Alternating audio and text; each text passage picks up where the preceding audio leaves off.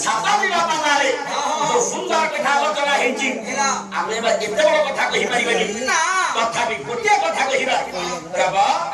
ଏ ଯୋଉ ବନବାସ ଗଲେ ପାଣ୍ଡବ ମାନେ ଦ୍ୱାପର ଯୁଗରେ 12 ବର୍ଷ 13 ବର୍ଷ ଗଲେ ତାହେଲେ କହିଲା ବନବାସ 4 ଯୁଗରେ ବନବାସ ରହିଛି ଅଛି କି ନାହିଁ ଦୁଇ ଦଳ କୌରବ ଏବଂ ପାଣ୍ଡବ ମାନଙ୍କ ମଧ୍ୟରେ ଯେତେବେଳେ ଝିମିଟି ଖେଳ ଆରମ୍ଭ ହେଲା ଏ ଯୁଦ୍ଧରେ ପାଣ୍ଡବ ମାନେ ହାରିଲେ କୌରବ ମାନଙ୍କର ଜୟ ଲାଭ ହେଲା ରବି